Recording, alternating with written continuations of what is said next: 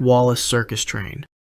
On June 22, 1918, one of the deadliest disasters in circus history unfolded near Hammond, Indiana. The Hagenbeck-Wallace circus train had stopped on the main track due to an overheated axle box. Most of the 400 performers and workers were asleep in the wooden sleeping cars, exhausted from the previous day's performances. It was approximately 4 o'clock a.m., and the train's warning flares burned brightly in the pre-dawn darkness. Behind them, an empty military troop train was approaching at high speed. Its engineer, Alonzo Sargent, had fallen asleep at the throttle after taking medication. He missed multiple warning signals along the tracks. The flares marking the stopped circus train went unnoticed in his unconscious state. Moving at nearly 35 miles per hour, the locomotive plowed directly into the rear sleeping cars of the circus train. The impact was devastating. The wooden circus cars immediately splintered like matchboxes. Bodies were thrown from bunks as the structure collapsed around them. But the true horror came seconds later when the kerosene lamps used to light the cars ignited the wooden debris. Within moments, the wreckage was engulfed in flames. Many victims, already injured from the impact,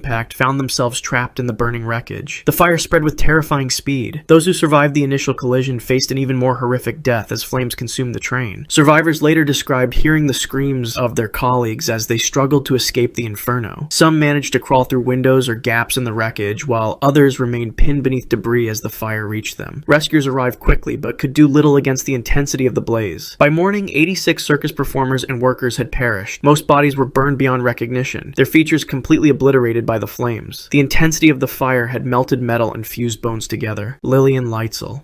On February 13, 1931, the Copenhagen Circus in Denmark hosted a performance by Lillian Leitzel, widely regarded as the greatest aerialist of her generation. Standing just 4'9" tall, but possessing extraordinary strength, the 39-year-old circus star had become famous for her signature one-arm planches, a move where she would swing her body over her shoulder repeatedly while hanging by one hand from a Roman ring. That winter evening, Leitzel ascended to her apparatus suspended 40 feet above the ground. She wore no safety net beneath her, a standard choice for elite performers of that era who believed nets diminished the dramatic effect of their acts. The audience watched in awe as she began her routine, executing movements with the precision and grace that had made her the highest paid circus performer in the world. As she transitioned into her famous planches, something catastrophic happened. The metal swivel connecting her rope to the rigging suddenly snapped. The sound was barely audible over the music, but the effect was immediate and devastating. Leitzel plummeted toward the ground, her small body twisting in the air during the 40-foot fall. She struck the ground with terrible force. The impact fractured her spine and caused severe internal injuries, but did not kill her instantly. Medical staff rushed to her side as the audience sat in stunned silence. She was conscious, in excruciating pain, and struggling to breathe as her damaged lungs filled with fluid. Doctors later explained that the fall had ruptured blood vessels throughout her body, causing massive internal bleeding. For 2 days, Leitzel fought for her life in a Copenhagen hospital.